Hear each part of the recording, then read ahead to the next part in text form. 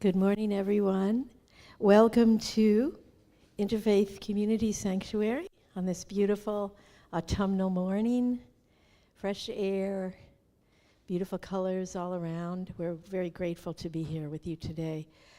We're going to start this morning with a little piece by Claude Debussy, who is a French impressionistic painter.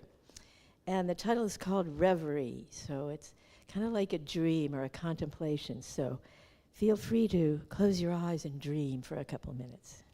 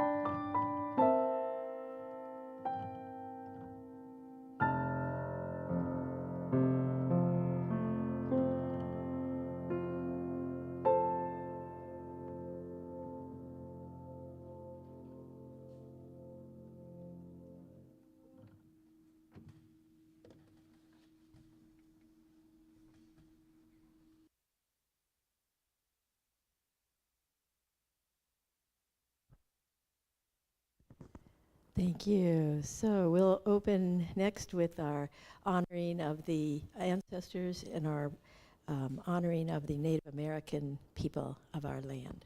Chris, thank you.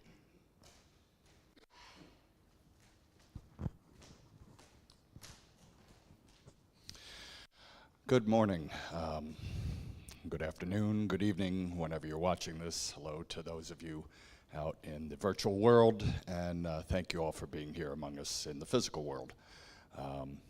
My name is Chris Rapsevich, and I'm very proud to be asked to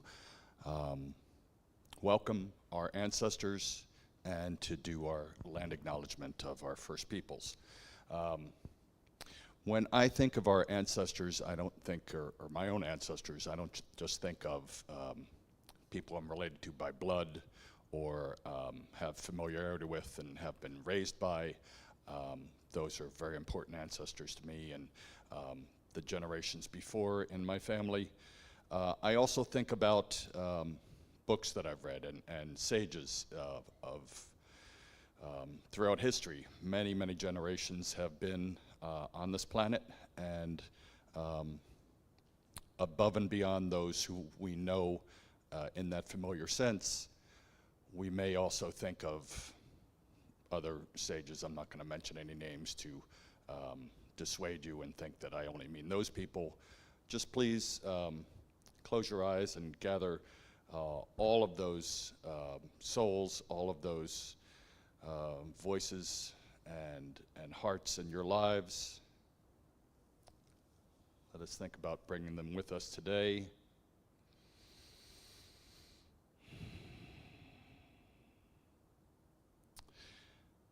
Welcome to our ancestors. May they stay with us. Blessed be. But as a teacher of young children, I also think about our descendants, and I think about how my actions and the actions of our society is impacting their future. And I hope that when we think of ourselves, we do think of how our actions are impacting those who come after us, those, again, who we may know in our family. But I don't have any children of my own, but as a teacher of young children, I have worked with, I'm blessed to say, hundreds of young people over the years. And I like to think some of the time when I'm giving some direction to the children, after a few repetitions or many repetitions, they may suddenly echo that back to me. And I'm very proud to hear those words, maybe not in my low voice cadence, but in the same way. It's fun to hear. You gotta go slow on the track running around. We gotta walk inside. And I'd like to take a moment to acknowledge, as we honor our ancestors, to acknowledge our descendants for a moment too, please.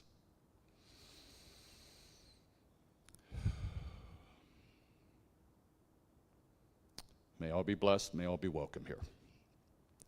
My last honor today is to acknowledge that this land was not ours originally. It was cared for and held sacred by many Native peoples who moved up and down the Puget Sound and into the inner area of the country, what we call the country now. Know that we acknowledge that the sacrifices and the struggles of Native peoples have kept this land in trust for those who came after, which at this point is us. And I'd like to do a prayer that I've heard and I've done here before to give thanks for that sacrifice and struggle. What I'd like us to do, if you can, is to put your hand on your heart. This was taught to us by Sisinque Laura Boucher. You may know her from different gatherings, but she's a sister in spirit to me and to many in our community. But if we hold our hand over our heart, I'm going to, in a moment, raise it up together, and we're going to offer all the joys and struggles that are in our heart up to Creator. Creator may observe that and put a gift in our hand that we then would return to our hearts. And as we offer that and bring it down, we would say, oh. So again, take a moment, gather up all those joys, all those struggles that have brought us here today. Oh. Blessed be. Thank you.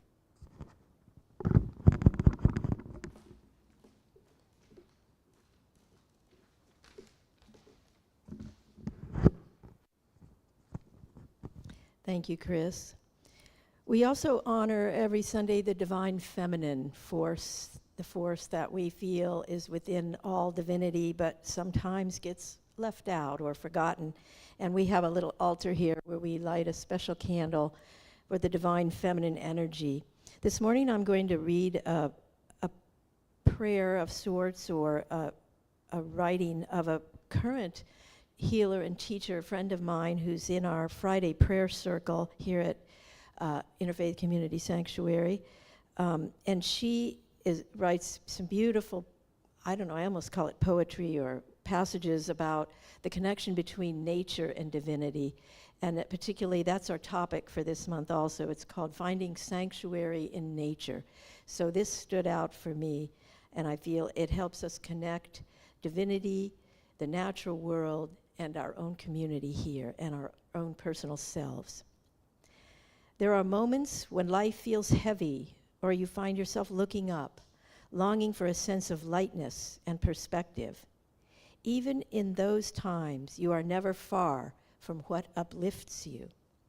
Think of the albatross gliding over thousands of miles of oceans with wings outstretched. With the largest wingspan of any bird, the albatross can soar for days without flapping, carried by invisible currents of air. It travels lifted and guided by forces it cannot see, yet deeply trusts. In our own life, there are unseen currents of support and grace that lift us, often in ways we don't expect. We might notice it in a kind word, a moment of clarity, or the sudden sense that we are not alone in our journey. Notice today, is there a place in your life where you feel a little lighter, or where something outside yourself helps you rise? Can you trust those unseen currents to hold you? We might say to ourselves, I am gently uplifted and supported, even when I cannot see what carries me. This is by Miriam Sabah Ahmad. Thank you. We also, I love that soaring image of the albatross over the ocean. Anyway, let's hold that with us. We take a few moments here to mention some upcoming gatherings and to take our collection so we can get all the kind of business stuff out of the way before we get deeper into our topic today. And the people online, I know, have been very generous. Our folks online who watch from a distance have been very generous about donating to Interfaith Community Sanctuary through our website, which has a donate button on it, and it makes it easy to send your money. Many people send checks. These funds, I think most of you know that this is a totally volunteer community, and we operate and from this beautiful, beautiful historic building, which we own now, thankfully, but which there's a lot of costs of keeping it up and keeping everything running, and we do that with as much discernment as we can. And we appreciate any help we can get. And we have many, many people working volunteer hours to keep the garden beautiful and the place clean, and food in the kitchen, and just everything we need to make ourselves comfortable here in this beautiful space. And we thank you, and we appreciate all the volunteer hours, as well as the folks who can and do give us funding. And this is not just a Sunday morning activity that we do here. We do love our Sunday mornings, and we meet every Sunday morning at 10 a.m., and next Sunday is the first Sunday of October, and we will be welcoming a youth group from Unity in Linwood. Their youth group, which is mostly teenagers, the group that's coming. There's a panel that's going to come and talk to us about their interpretation of what it means to find a sanctuary in oneself. And for those of us who work with young people or have young people in our lives, we know young people need to find sanctuary in their self. So I'm very excited to be welcoming this group of teenagers. I call them teenagers. I don't know them all by name yet, but we will meet them next Sunday and welcome them as our guest speakers. And after the service today, we welcome you to come downstairs where we have some coffee, tea, cookies, fruit salad, some things we can offer you as we sit and extend our conversation. We also have weekly classes throughout the week. We have a meditation group on Thursday evening. We have a special event this Friday, well, two special events. Friday late afternoon at 5 o'clock, those of us who are interested will be gathering for a conversation about immigrants and how we can support the immigrant community around us with the struggles they are having, and how we can, as a community or personally or in our neighborhoods or in our life around and outside of the sanctuary, whether we can find ways to give sanctuary to people who need it in our personal lives and in our community life. That conversation will be at 5 o'clock Friday afternoon. So if people are working, maybe they can still get here to participate in that. And that follows on a conversation that was started in the Guiding Council meeting last month. And then at 7 o'clock, we have a wonderful offering and a new offering of new for our community of Dances of Universal Peace. And this has been going on a long time throughout the years, a very important spiritual practice of movement and music. And it's an evening where Elizabeth Dukeen, who is a member of our community, who has been teaching these dances and working all over the country, all over the world with groups of people learning. And she's going to offer us an opportunity to learn some chants and then learn the simple circle dances that go with the chanting and help us express our spirituality in a physical movement way with music and movement. And the dances and the chants come from everyone from a different religious tradition or a different spiritual path. And so that will be this Friday, October 3rd, from 7 to 9. And if we all are happy with the result, we'll try to offer this on a regular basis, probably once a month with Elizabeth when she's available here to teach it with us. She lives here and sometimes in South America, so we'll try to catch her when she's here and have her share this with our community. We would love your presence. If you want to take a flyer, they're over here, and they're copies for you to have. And I don't know if there are any other special events that anybody wants to mention or anything I've forgotten. For the classes and the different groups meeting, you can check our website to get information about that. And we have a space called Upcoming Gatherings on there. I know, Jamal, you're speaking at East West Books this weekend on Saturday. Now that's in Edmonds, not here, but he's going to be talking about his new book that was just published, Fragrance of the Quran, and he'll be up there at East West Books on Saturday at what time? Do you know? 7? Oh, okay. We'll check the calendar and get back to you on that one. Anyway, so now we're going to, if no one else has any other announcements, we will move into our service today, which I'm very excited to present to you. All of you know George Ramirez, who's one of our loyal congregants. He's been our Guiding Council president. He's been and head of our building committee. He's the first person. I'm sorry, George. This is always true. The first person I call when something goes wrong. You know, whether there's a light bulb out that I can't reach, or the internet is not working, or whatever's happening. I call on George because he lives nearby and he usually has an idea of how we can tackle it.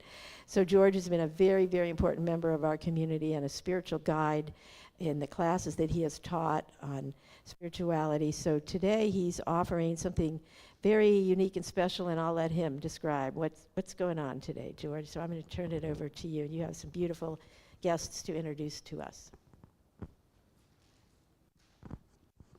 Well, thank you, Sally Jo. Yeah, so today I'm actually melding families. I have my two families here. I have my church family and I have my family of people who work with me as we try to solve the problem of homelessness here in Seattle in particular. Interfaith Community Sanctuary, for those who don't know, every year has a discernment, a kind of theme upon which all the Sundays are based upon.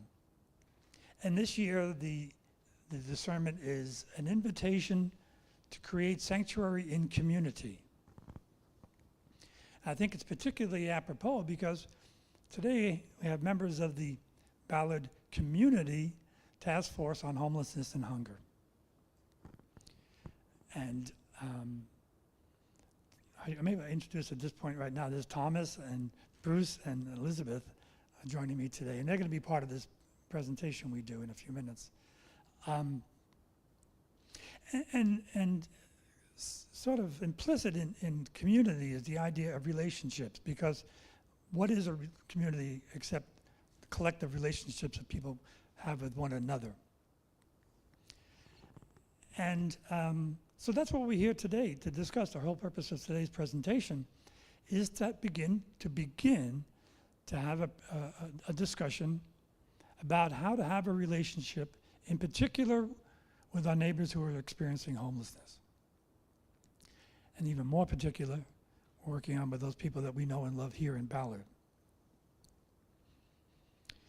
But as all of you probably do know as well, is that relationship that we have currently is strained. And many of us are uncomfortable when we encounter the homelessness community here. And in large part, that discomfort is due to the narrative that's been created by society today. And that narrative is pejorative. It's negative in most of its aspects, and you know that's the way it is. And you know, as we see people, we treat people. We see someone, and we begin to create a story in our heads. We begin to create, if you will, a narrative. We either create it or we adopt one that's out there, and most of us adopt the one that is out there. But at best, whether it's ours, whether we create it or whether it's created for us, it's going to be inaccurate and it's going to be incomplete. So in one of our meetings at the Ballard Community Task Force on Homelessness and Hunger, which Bruce co-chairs, we recognize the fact that this narrative is out there and is damaging to people. It's hard to get anywhere when you're having to overcome these obstacles. So we decided to create a committee. There's a number of committees, but we decided to create a committee called Change the Narrative Committee. How creative of us. And again, the people who are here today, Thomas and Bruce, Elizabeth, and also Evelyn, who's not here today, she's away for the weekend, and myself formed this committee. And so the presentation is really very modest in its intent. Again, it's here to begin dialogue. I think of it as kind of priming the pump, if you will, for conversation, to get conversation flowing. And, you know, the reason for starting this whole thing is that we may hold these concepts, we may hold this narrative in our heads, but we're not likely to change it sitting at home by ourselves and conjuring what we might do differently. What we really need is the input of other people. We need to get other perspectives, and we need to get accurate data rather than assumptions. So quite frankly, as this committee continues, we need people like you. We need your help. going forward. So taking this beginning into something that gains momentum. You know, I've been involved in this homeless community, for lack of a better word, for close to 20 years now, and very little has changed.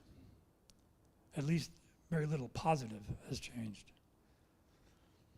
And we've left this in the hands of the politicians and in the government to take care of this, and we try to elect the right people and get them in the right places, but it's not happening. And so what we probably need to do, like a lot of other things that we've seen changes in our society, is we need a kind of a grassroots approach to this, to get people informed, to get people motivated to try to do something about it. So this is where we're beginning today. So here we have it. So with that, I've got to set this up. I'm going to bring the screen out here. And since the way it's set up, I was going to put it on the stage. But I think I'll just bring it here. And we'll just set it up. So we'll do that right now. And, while George is setting up, I want to call your attention to, in your order of service, on the inside, there's a little bit of write-up about George's work and Elizabeth and Bruce and their work in the community that George was talking about. So you can take a look at that as well. And George is getting set up for the presentation. And we're going to be breaking into smaller groups and talking about things afterward too. So stay put, you'll see.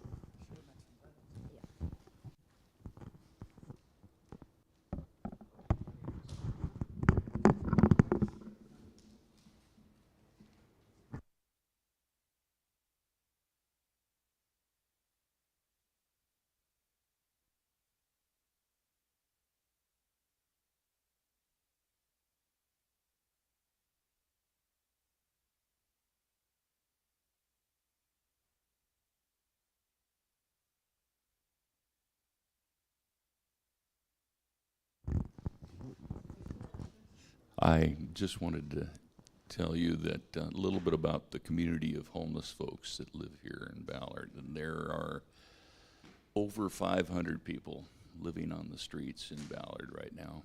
And they are being swept mercilessly at this time. There is no reason, rhyme or reason for what they do with the city. They have what they call the Unified Care Team.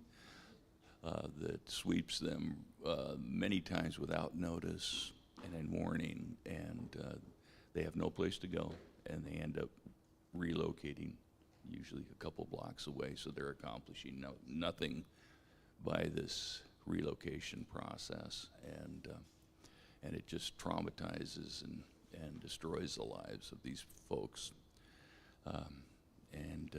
We as a task force that we've formed with the purpose of trying to provide voice for these folks that are on the streets so that we can bring, tell the truth about what's really happening with them. And so that's sort of I think we were really blessed on the day that we got George involved, because he's done a great job putting this together. And every time I hear him sort of articulate what it is we're doing through this, I mean, changing the narrative is going to get us at least halfway there, quite honestly. If we can just help folks rethink this, help folks re-understand the reality of what we're trying to do, and match that with what we know we should do.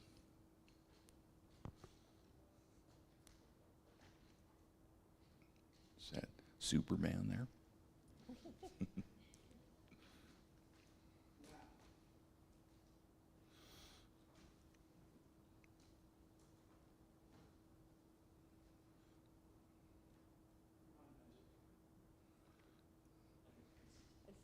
There? There you go.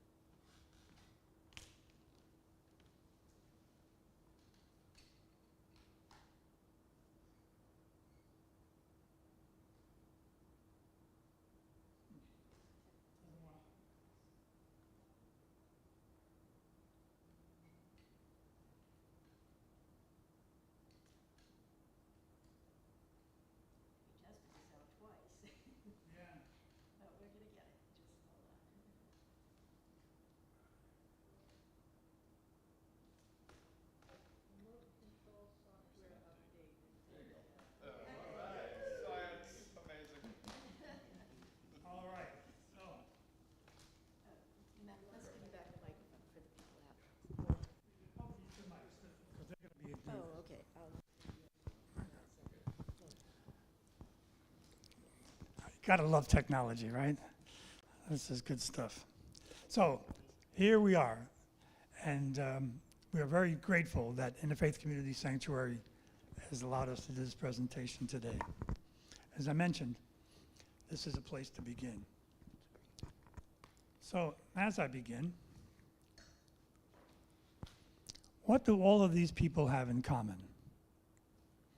I don't know if you can read them up there, but Shania Twain, Dr. Phil, Jewel, Tyler Perry, David Letterman, Holly Berry, Sylvester Stallone, Carmen Electra.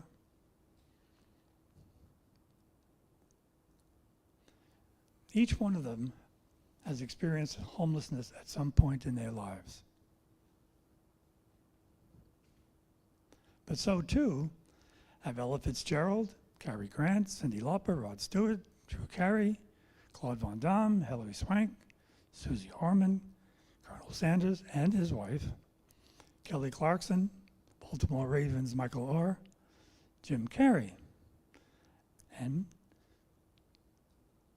Kurt Cobain, Margot Kidder, Park rocker Patti Smith, who I don't quite know, but she's famous, I guess, and Don Imus, Tiffany Haddish, billionaire John Paul DeJoria, director James Cameron, Sam Worthington, Jim Morrison, and others. And these are the people who are willing to come forward and talk about their experience in being homeless.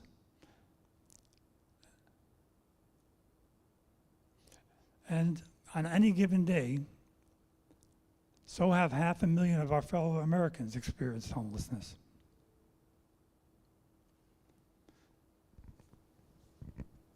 Let us consider the possibility that the image we currently hold of someone who is homeless is not an accurate one. What is homelessness and who becomes homeless? Can we stay there for just 1 second? And I apologize ahead of time because I've been accused of being a little bit verbose, and I'm compelled to say what comes to mind. And I had this vision when Chris was up there today, and he was talking about being a teacher. I was a teacher for 20 years at Ballard High School too, and I'm thinking of him going back to school this week and sitting. I don't know how young the kids are that you teach, but I'm thinking one of the things that came to my mind last night was if we were to go home at around the dinner table and talk to our 5-year-old son or daughter and say, what did we do this Sunday? And we went and talked about homelessness and homeless people. And then, while we're passing the butter, or when you're in your classroom, you share it with your classroom. I've got to believe that somewhere along the way, some kid's going to raise their hand and say, why don't they have homes? And I say that only because they, as children, understand what homelessness is. It quite simply is they do not have homes. And part of the problem why George has been battling for decades with this, and I myself have been involved almost a decade with this, and we've seen it through the years, why we don't solve the problem is that we don't look at this quite simply as that, and I will tell you what it is not. It is not drug addiction. It is not mental health. And that's not to say that those issues aren't inextricably linked with the situation. But we can't use those as excuses for not doing the simple thing, which is giving people homes. Okay? So there's the first thing. And who becomes homeless, as we saw before? Virtually anybody can, clearly. Homelessness is the visible result of good people having to face challenges of poverty, racism, bigotry, trauma, addiction, disability, or illness, often alone, without the needed relationship-based community support. Who becomes homeless? Future celebrities, neighbors, family members, friends, acquaintances, co-workers, anyone you can imagine. And very, very possibly someone you can't imagine. I think in a future slide, I'm going to have a picture of myself back there fuzzed out, because there's more than just a few days where I wake up thinking, if but for the grace of God. Every year, approximately 3.5 million people in the United States experience homelessness. Of those, 1.35 million are children. And according to MarketWatch, a subsidiary of Dow Jones and Company, 52% of Americans say they are living paycheck to paycheck. And my friend Thomas here is in the group here where 72% of those folks, or 65% of the millennials, report living paycheck to paycheck. Very few people are completely immune to homelessness, even those who are not living paycheck to paycheck, like myself. But when I saw that bill from this recent operation that I had come through, and I just happened to have it covered, but boy, did my eyes pop out when I saw that number. I could easily, if it hadn't been paid for, I'd be out there. We need to face some sudden, unexpected adversity, serious illness, job loss, divorce, lawsuit, etc., to find themselves unable to afford to continue living in their own home. And here's a case here. Julia is one of the folks we see nearly every day at breakfast over here at St. Paul's. And I draw your attention to, they have a wonderful community meal over here at St. Paul's on 65th, not far from Ballard High School. And she said this, she comes to our Ballard Task Force meetings and shared this thought. I didn't go looking to become homeless. Homelessness found me. Julia is homeless here in Ballard. She lost her home with her partner in Paradise, California, due to a wildfire. And I almost think of that as metaphorically what, one way or another, that's what befalls most folks. There's a wildfire of life that hits us. Oh, this me, sorry. For the vast majority of homelessness will be short-term experience. So this big chart tells us a lot here, and if you just look at that one little slip, it's about a quarter of little less than a quarter up there, that the ones that are chronically homeless, which we're looking at in terms of the folks that live on the streets. About 20% of the population of homeless that are living on the streets that are called, and we call them chronically homeless. And most of them are, I think that in this other part of the slice of the pie. But the interesting thing is that you can sort of flip that around when you look at what the effort and the cost of dealing with the population, because as it turns out, to deal with and effectively address the needs of those chronically homeless folks, it costs us in terms of our budget. The flip side of that pie, everything else goes to helping those 20%, whereas it's relatively inexpensive and easy to deal with these folks that are not chronically homeless.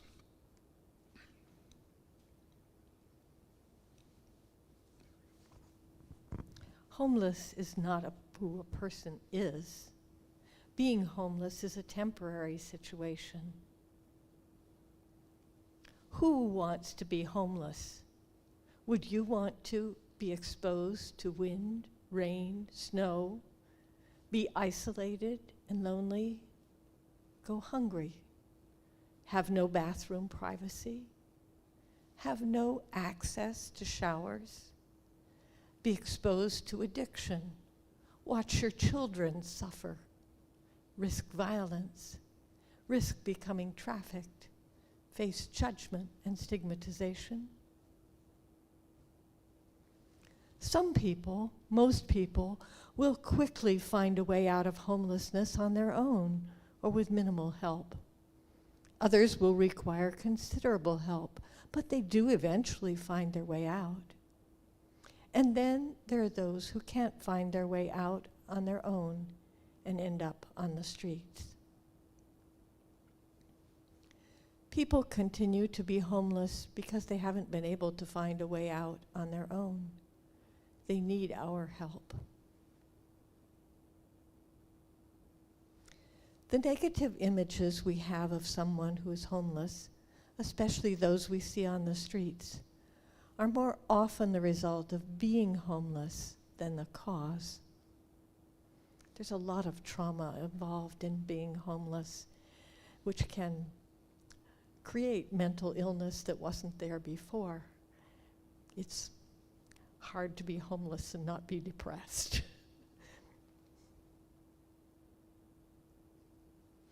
Housed or unhoused, we are all human beings with human weaknesses. The advantage that many of us have is that we can go inside. We can close and lock our door. We can do as we please in the privacy of our own home. If one is homeless, those same actions are visible to the world, making it far too easy to vilify. People who are experiencing homelessness are first and foremost human beings. When our fellow humans are suffering, they need our help, our support, and deserve our compassion.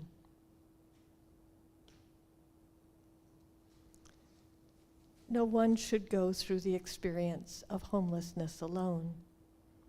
Every person is worthy of love and respect, no matter what their circumstances.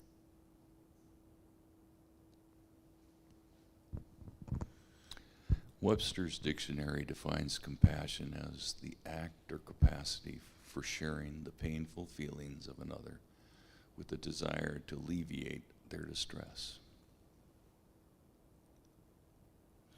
As long as we allow ourselves to see those who are experiencing homelessness as them, as someone or something other than ourselves, we will never make that necessary connection. Those who are experiencing homelessness deserve our compassion, not our pity. The American poet Stephen Levine wrote, when your fear touches someone's pain, it becomes pity. When your love touches someone's pain, it becomes compassion.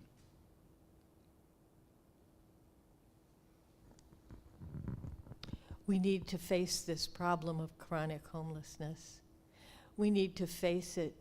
We need to face the people affected by it, not turn away.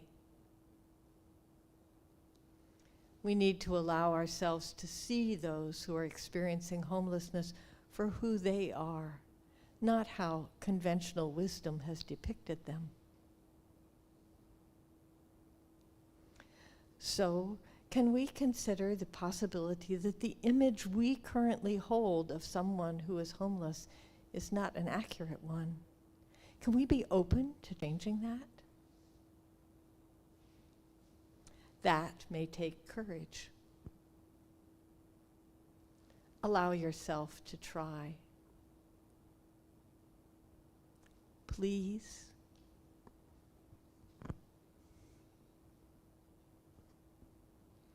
We thank you. And a sane, humane, and loving society thanks you.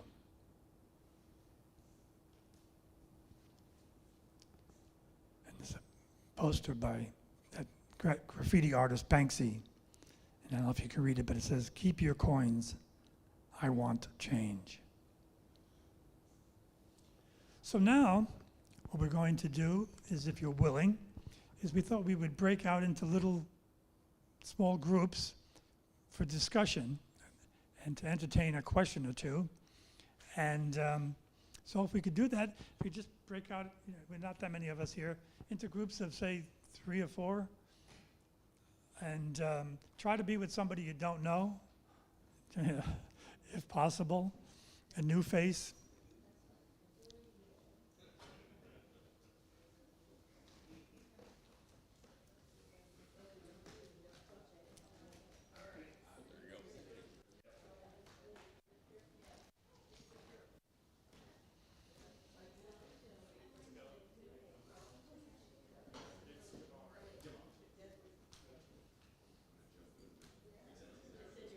What's that? Yes, I'm going to have the question put up here. And I'll be using the mic again later.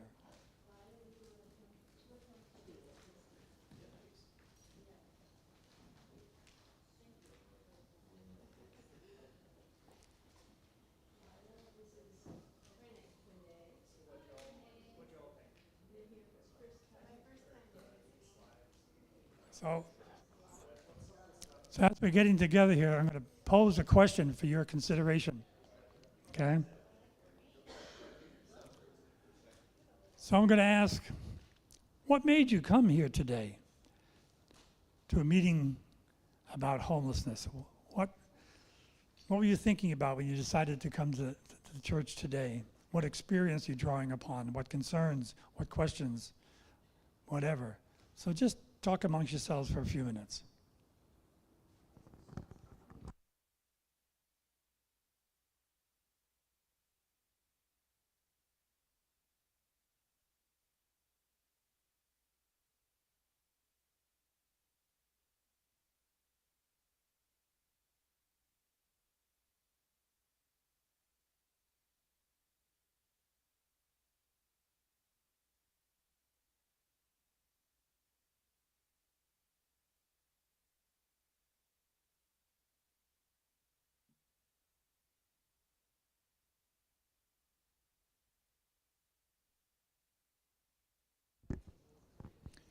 And those of you who are in cyberspace out there, you can share with us if you want to leave something in the chat.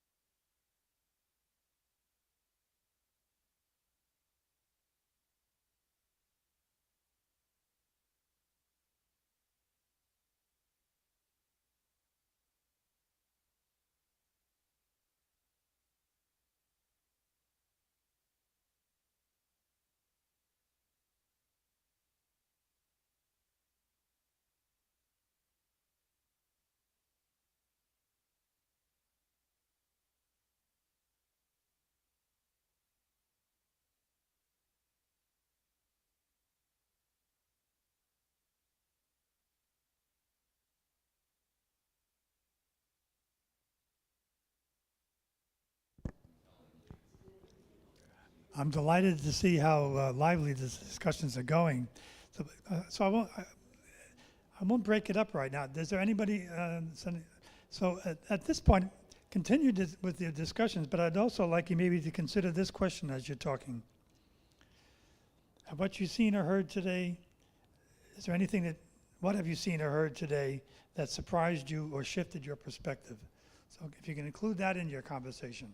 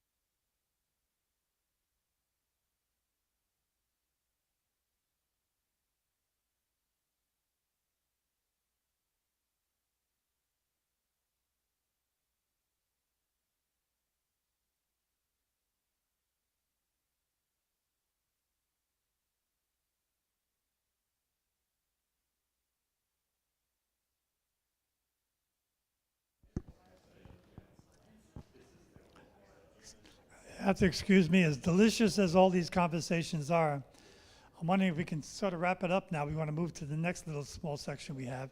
But I'm really hoping that we can continue doing this downstairs in a few minutes after we officially end our service, because it's lovely to hear this. So if you'll turn to the screen again, we'll move to another little section here.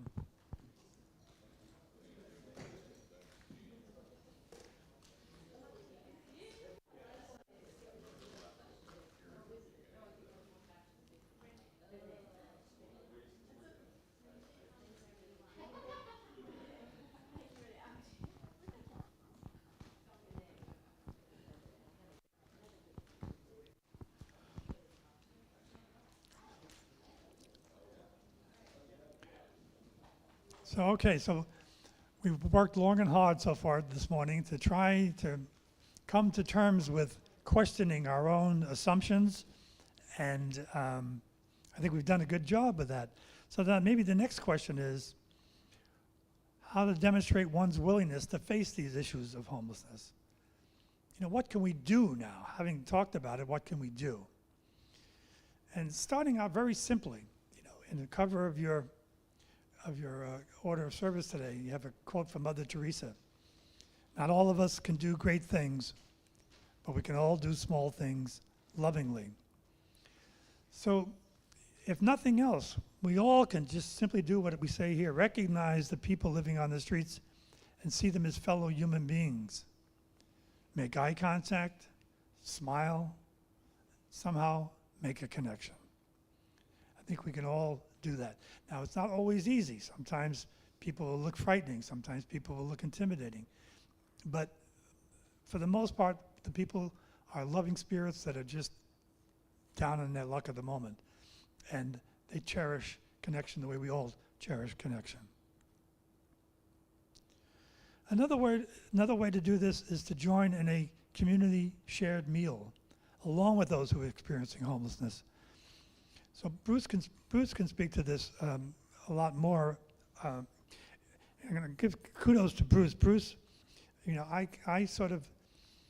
am involved with the homelessness problem. Bruce lives it. He lives it morning, noon, and night.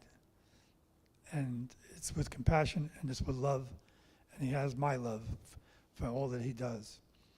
But every Monday through Friday, right up here on 65th and 12th, there's community breakfast.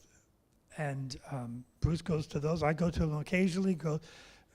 Bruce goes to them religiously. You want to speak a little bit about that, Bruce?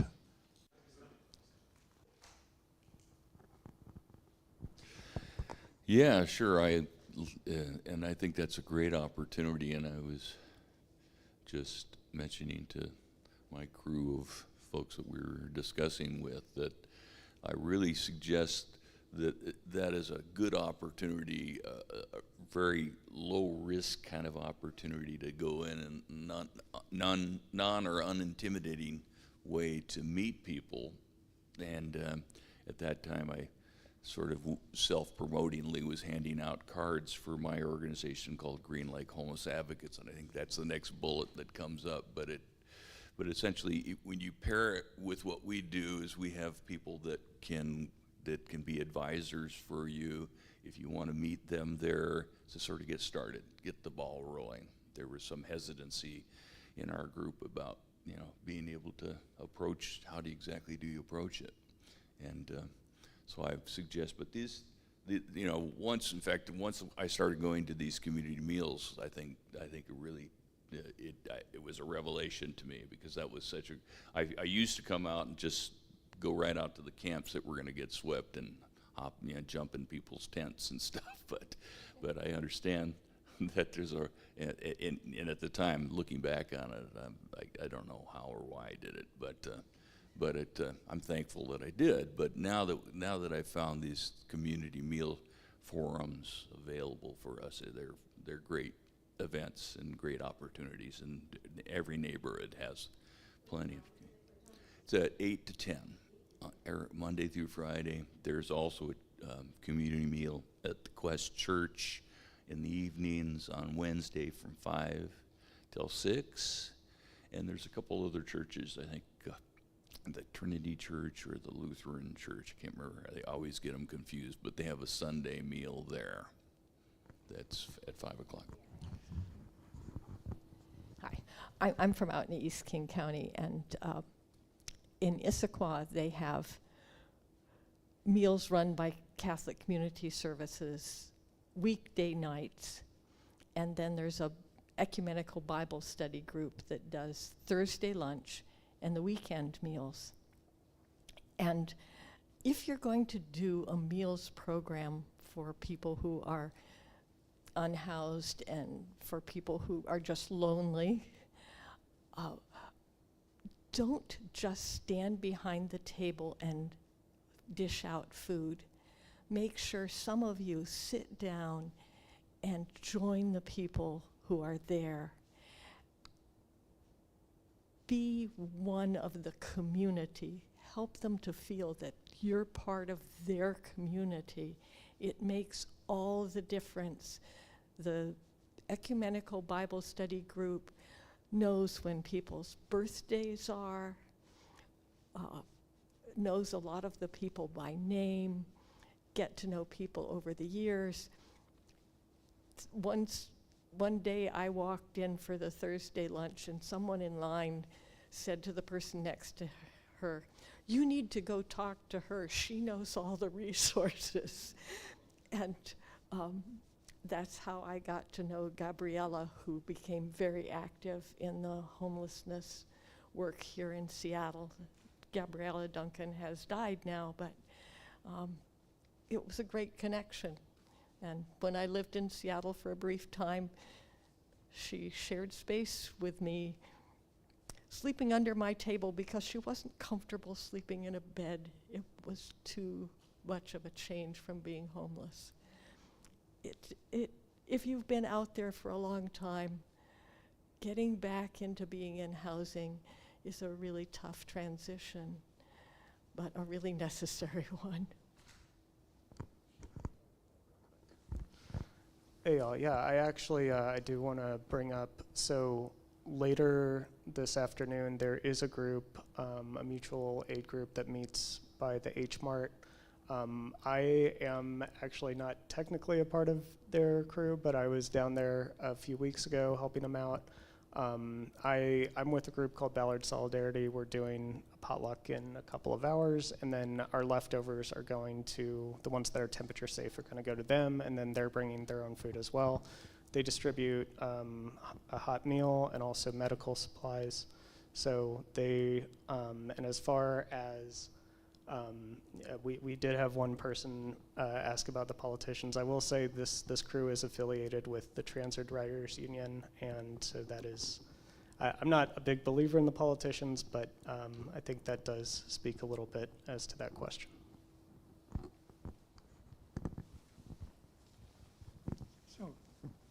So continuing on with things we can do, you can also participate in this group we've been referring to today, and that's the Ballard Community Task Force on Homelessness and Hunger. And there's others around the community. There's one up in Lake Lake City. City, yes, and there's U District, I think, has one as well. But and Snohomish County as well. So there's groups that can be, now, we meet every Monday afternoon at 3:30 at St. Paul's, same places they have the breakfast every morning, every weekday morning, right up here on 12th and 65th. And it's, as I mentioned, I think it's in the, even I mentioned it to Sally Jo and she put it in here, is I was a member of the Ballard Task Force years ago when I first moved up to Seattle. And I was sort of persona non grata in this group because I would always stand up and say something that wasn't attractive. Like I remember one day they had someone from the mayor's office was talking about all these monies that had been released, and so they were going to form this new agency, and it was in this, and they were going to do that, and they're going to do the other thing. But the first thing they were going to do is they're going to hire somebody to do this, and they were going to hire somebody to do that. And I stood up and I asked them about, well, how much of this money you're talking about is actually going to get down to the people who need it, you know? And she says, oh, well, you know, right now we just need to form the structure. That'll come later. And I said, don't think so. I think you ought to be thinking about that first and build it backwards. Build it from the bottom up. And people around me in the task force were saying, "Sit down, sit down," sit down," And so, We still do that. yeah, yeah, yes, that could be true. But then COVID came along, and the task force just took a hiatus. It quit meeting, and then it just sort of laid moribund for a while. And then in the beginning of this year, there was some conversation. I've had some conversation with Bruce, and Bruce sort of picked up the gauntlet and decided to reinvigorate the task force, so it's taken on life again. But one of the things that I talked to Bruce about, and it's become a mantra for him as well, is that I didn't want to be part of a task force that just was going to be talking and talking and talking and talking and talking and just plowing the same ground over and over again. I wanted to be part of a task force that was going to do something, a community of doers. So that's part of this little thing we're doing today. Doesn't look like much, but it's doing something. It's getting people motivated and so on and so forth. But it's now a small group. We have a web page now, as well as a Facebook page, and it's off and running. So we invite you to come join us. It's also on Zoom. We can give you the Zoom address as well, but it's every Monday at 3:30. Bruce, you want to talk a little more about that? No, I just wanted to tell you that if you want to go to if you want to Zoom it, you just go to the church website and you click this Zoom that normally takes you to the services, but just do it on Monday instead of Sunday. Bruce has my microphone. Bruce has already addressed this, but Bruce and his daughter started a working group called the Green Lake Homeless Advocates. Now, as we're going down this page, it's more and more commitment. This is really what I think this should be about. What Bruce is doing, and I'm speaking for him, but I'll let him talk about it, because the most important thing is relationship. This is working with people as individuals, not in group meetings, not in kind of presentations or anything. This is one-on-one, sitting with people, listening to people, sharing their experience, and sharing their love. And that's what this is all about. But this is a love child of Bruce's. So please, Bruce, spend a little bit more about this. Yeah, we call it bringing face-to-face joy. I actually stole that line from Luke, who is the head of the Union Gospel Mission. They're very, very much about relationship too. But that's what we strive to do, and it is really just about one-on-one relationships, and we provide for you sort of the support services that we have that give you sort of that one-on-one support too, where we have advisors that can help you, figure out initially how they're going to go. In fact, Renee just met with her advisor on Friday, and then you find out real quickly that, boy, this is pretty easy actually. They're wonderful people that you'll sit down with, and they want to engage in conversation. They would love to have people that are willing to listen to their stories. And it's about, making a commitment of about an hour a week where you sit down. Part of the time you're sitting down talking with people, either at a community meal or whatever you decide. The library, if we can figure out a way. There's a lot of that's another possibility, that we have a coffee and conversation at our local library here on Thursdays. Another opportunity to sit down and meet with people.